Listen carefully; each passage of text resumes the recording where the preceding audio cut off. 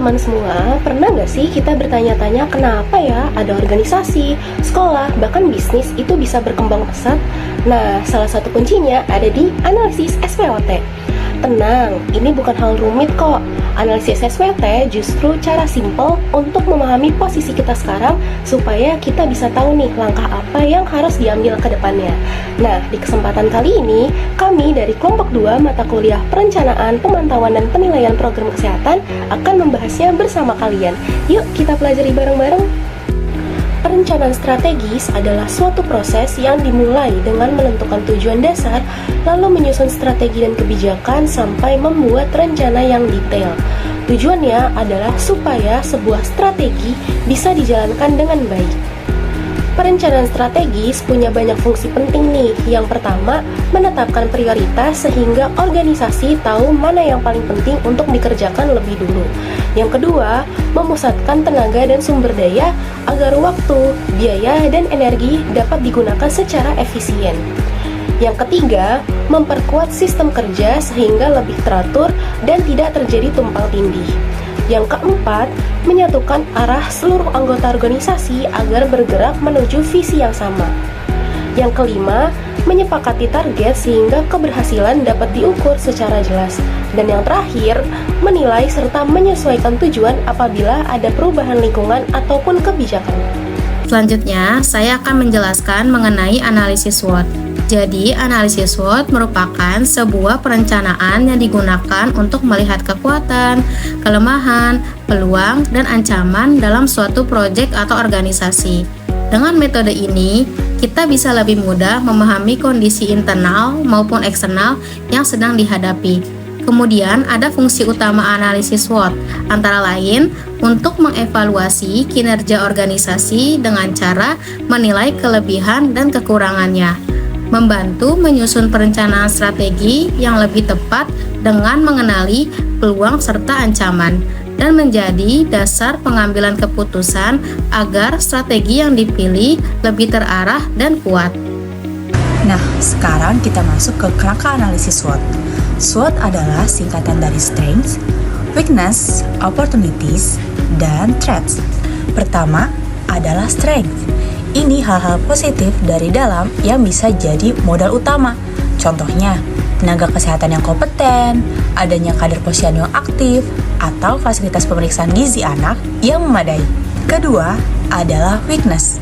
Ini hal-hal dari dalam yang bisa menghambat kita. Contohnya, jumlah tenaga kesehatan terbatas, sarana posyandu yang masih sederhana, atau kesadaran masyarakat untuk cek kesehatan yang masih rendah. Kelemahan ini tidak harus jadi hambatan permanen. Justru, kalau kita tahu sejak awal, kita bisa mencari cara untuk memperbaikinya. Ketiga adalah opportunities. Ini adalah faktor dari luar yang bisa mendukung program kita. Contohnya, adanya program pemerintah pencegahan stunting, dukungan organisasi masyarakat atau LSM dalam kampanye kesehatan, serta tren gaya hidup sehat yang mulai banyak diikuti anak muda. Kalau peluang ini dimanfaatkan dengan baik, maka program yang kita jalankan bisa lebih berkembang pesat. Terakhir adalah threats. Ini adalah faktor eksternal yang bisa menghambat program kita. Contohnya, munculnya hoax tentang vaksin, perubahan aturan yang tiba-tiba, atau munculnya wabah penyakit baru seperti COVID-19. Kalau ancaman ini tidak diantisipasi, bisa saja program kesehatan yang sudah berjalan jadi terhambat atau bahkan gagal.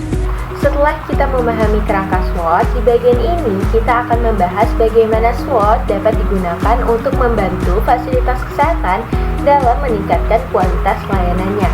Yang pertama, mengidentifikasi strength. Dengan analisis SWOT, fasilitas kesehatan dapat mengetahui sumber daya atau keunggulan apa yang sudah dimiliki. Hal ini menjadi modal utama untuk meningkatkan mutu pelayanan kepada masyarakat. Kedua, mengidentifikasi weakness. Hal ini sangat penting agar fasilitas kesehatan menyadari area yang masih terbatas, misalnya kurangnya tenaga kesehatan atau keterbatasan sarana. Dengan demikian, fasilitas kesehatan dapat menyusun prioritas perbaikan yang tepat. Ketiga, memetakan opportunities. Peluang bisa muncul dari berbagai pihak, seperti dukungan pemerintah, kerjasama dengan sektor swasta, maupun perkembangan teknologi. Jika peluang ini dimanfaatkan secara optimal, kualitas pelayanan kesehatan dapat terus meningkat.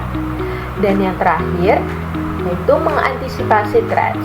Ancaman bisa berupa perubahan regulasi, keterbatasan anggaran, maupun kondisi darurat. Dengan mengenali ancaman sejak awal, fasilitas kesehatan dapat menyiapkan langkah antisipatif sehingga pelayanan tetap berjalan dengan baik. Nah, dengan demikian, analisis SWOT ini berperan penting sebagai dasar perencanaan strategis. Melalui pemetaan yang jelas atas strengths, weakness, opportunity, dan threats, pelayanan kesehatan dapat dikembangkan secara lebih terarah dan juga berkelanjutan. Sekian video dari kelompok 2, semoga video ini dapat bermanfaat dan menambah pengetahuan bagi kita semua. Terima kasih.